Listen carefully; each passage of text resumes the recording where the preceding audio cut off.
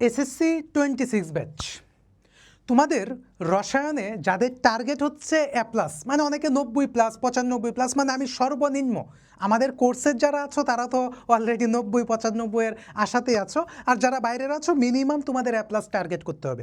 প্রিয় শিক্ষার্থীরা, তৃতীয় অধ্যায় থেকে তুমি যদি 3টা সিকিউ কমপ্লিট করো, এখান থেকে একটা সিকিউ নিশ্চিত কমন, অর্থাৎ 3টা সিকিউ কমপ্লিট করলে তৃতীয় অধ্যায় থেকে একটা সিকিউ কমন। চলো প্রিয় শিক্ষার্থীরা, দেখি আমরা সেই 3টা সিকিউ কোনগুলি, তুমি কিভাবে খাতায় লিখবা, কিভাবে তুমি ফুল মার্কস পাবা। চলো, এই যে তৃতীয় অধ্যায় দেখতে পাচ্ছ, এই যে একটা সৃজনশীল প্রশ্ন নং 1, এইটা হচ্ছে তোমরা অলরেডি সবাই জানো, এটা হচ্ছে দুইটা মডেল, একটা হচ্ছে বোর মডেল, এটা হচ্ছে বোর মডেল, এবং এটা হচ্ছে কি রাদারফোর্ড মডেল। এইখান থেকে প্রিয় শিক্ষার্থীরা কি টাইপের প্রশ্ন আসে এইটা আগে তোমাকে বুঝতে হবে। এইখান থেকে মানে এই টপিকটা থেকে প্রশ্ন বিশেষ করে তোমার গ নাম্বারে আসে হচ্ছে কৌণিক ভরবেগ নির্ণয়। কি আসে? কৌণিক ভরবেগ নির্ণয়, যেটা হচ্ছে সূত্রটা হচ্ছে তোমার mvr ইকুয়াল টু কি n/2π। এইটা অধিকাংশ পরীক্ষা ইভেন হচ্ছে তোমাদের যে টেস্ট পরীক্ষা গিয়েছে ওইখানেও কিন্তু এই প্রশ্নগুলি এসেছে, ঠিক আছে।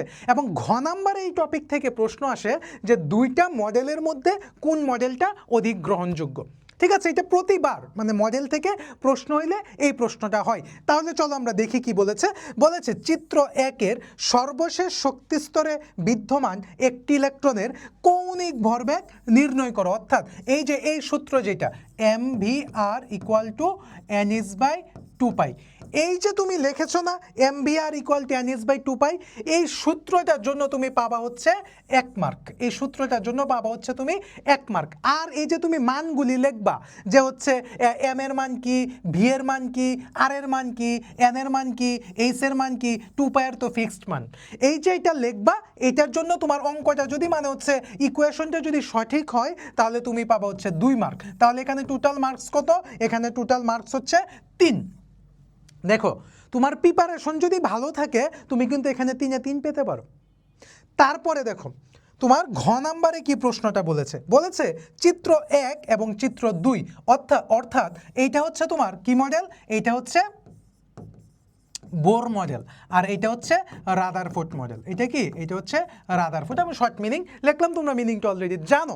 তো ওই দুইটা মডেলের মধ্যে কোন মডেলটা অধিক গ্রহণযোগ্য এইটা তোমাকে লিখতে হবে। আমরা আমাদের কোর্সে কিন্তু এগুলি আলোচনা করেছি, আমরা সিকিউ আলোচনা করেছি। আমি প্রায় হচ্ছে আমাদের কোর্সের যারা আছো তাদের জন্য কিন্তু এই ভিডিওটা সুপার ইম্পর্টেন্ট, ঠিক আছে। তো হচ্ছে প্রায় 300 সিকিউ নিয়ে আমি আলোচনা করেছি, টাইপ ভিত্তিক সিকিউ আলোচনা করেছি, আমি বেসিক আলোচনা করেছি, আমি কনসেপ্ট আলোচনা করেছি, এবং হচ্ছে প্রত্যেকটা টপিকের সিকিউ আমি আলোচনা করেছি। কিভাবে খাতায় লিখতে হবে, কিভাবে 3-এ 3 পেতে হবে, কিভাবে 4-এ 4 পেতে হবে, কিভাবে একটা অধ্যায়ের উপর ফুল প্রিপেয়ার্ড হওয়া যায়, প্রত্যেকটা বিষয় নিয়ে আমি কথা বলেছি। আচ্ছা, অলরেডি তোমরা আশা করছি বিষয়গুলি পারবা। বলছে এই দুইটা মডেলের মধ্যে কোন মডেলটা অধিক গ্রহণযোগ্য। প্রিয় শিক্ষার্থীরা, আমরা কিন্তু জানি এই দুইটা মডেলের মধ্যে হচ্ছে বোর মডেলটা অধিক গ্রহণযোগ্য, তাই না? তো হচ্ছে একটা জিনিস তুমি খেয়াল করো ভালোভাবে, তার মানে এইখানের হচ্ছে মডেল রিলেটেড একটা সৃজনশীল আসে প্রতিবারই, ঠিক আছে। মডেল রিলেটেড একটা সিকিউ তুমি পাবা। তারপরে দেখো এই জায়গাটা আরেকটা টাইপ আছে সিকিউ আসার জন্য, একটা হচ্ছে আইসোটোপ নির্ণয়, মানে আইসোটোপের শতকরা নির্ণয়, এইটা একটা প্রশ্ন আসে। আরেকটা প্রশ্ন আসে আরেকটা প্রশ্ন আসে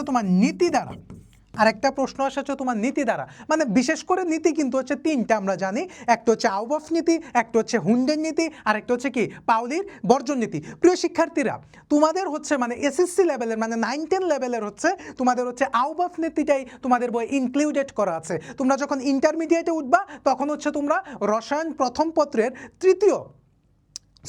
দ্বিতীয় মানে গুণগত রসায়ন যেটা, ওইখানে তোমরা আউবফ নীতিও পাবা, পাউলির বর্জন নীতি এবং হচ্ছে হুন্ডের নীতি, 3টা নীতি নিয়ে আলোচনা করা আছে। কিন্তু তোমাদের হচ্ছে শুধুমাত্র আউবফ নীতিটাকেই আলোচনা করা হয়েছে।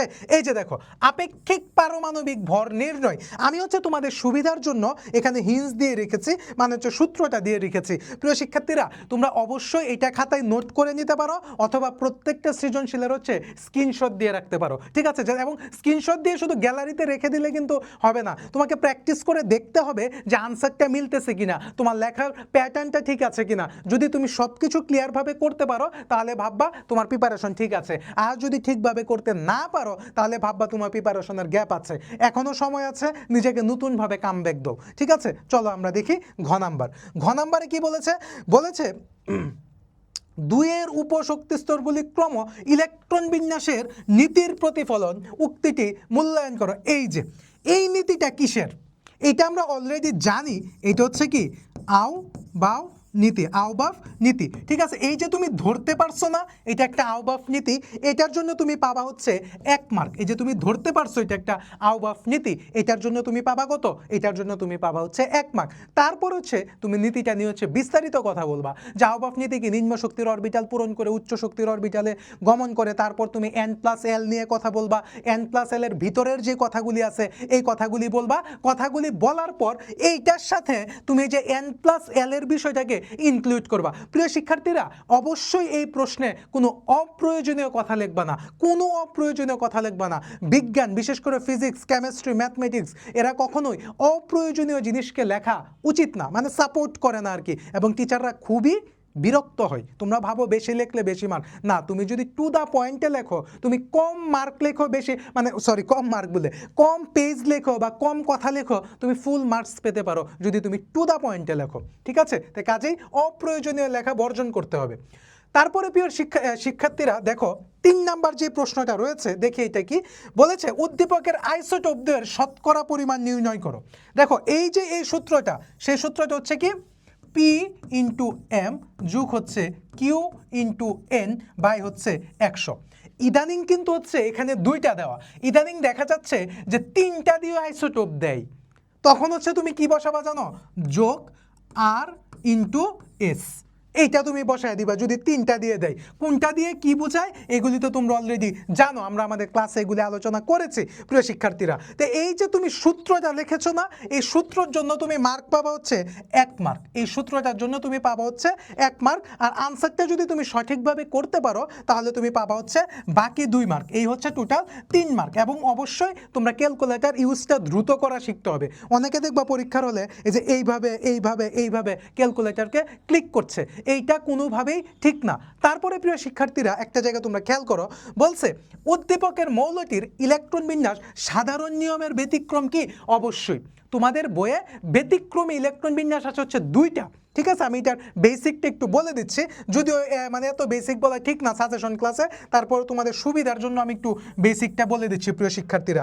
তোমাদের বইয়ে হচ্ছে 2টা ইলেকট্রন বিন্যাসের ব্যতিক্রম আছে, একটা হচ্ছে কপার আর একটা হচ্ছে কি ক্রোমিয়াম।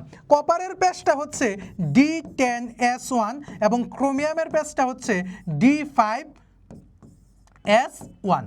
ঠিক আছে, এগুলি হচ্ছে কি সুস্থিত ইলেকট্রন বিন্যাস। ঠিক আছে, এই বিষয়টাগুলি হচ্ছে তোমার পরীক্ষার খাতায় উল্লেখ থাকতে হবে।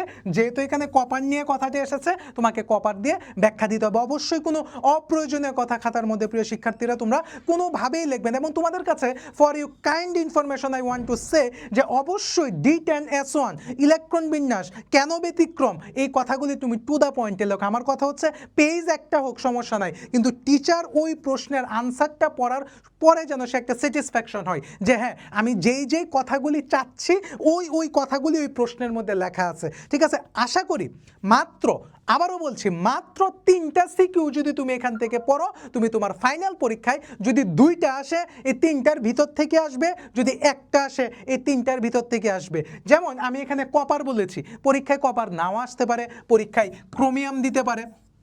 ঠিক আছে, এই জিনিসগুলি বুঝতে হবে যে মানে 3টা টাইপ বিভিন্নভাবে হইতে পারে প্রশ্ন, বাট এই 3টা টাইপের ভিতর থেকে হবে। আশা করি এখান থেকে তোমরা খুব নতুন কিছু ইনফরমেশন জানতে পেরেছো। আশা করি তোমরা যদি এই 3টা সিকিউ সলভ করো, এবং অবশ্যই সলভ করবা, তাহলে হচ্ছে এখান থেকে তুমি পরীক্ষায় ভালো একটা ফিল নিতে পারবা। আশা করি ভিডিওটা খুব উপভোগ করেছো। পরবর্তী নতুন কোনো ভিডিওতে, নতুন কোনো আড্ডায় তোমাদের সাথে আমার আবার দেখা হবে। সেই পর্যন্ত সুস্থ থাকো, ভালো থাকো, নিরাপদে থাকো, আর অবশ্যই ক্লাস বেলের সাথেই থাকো। ধন্যবাদ।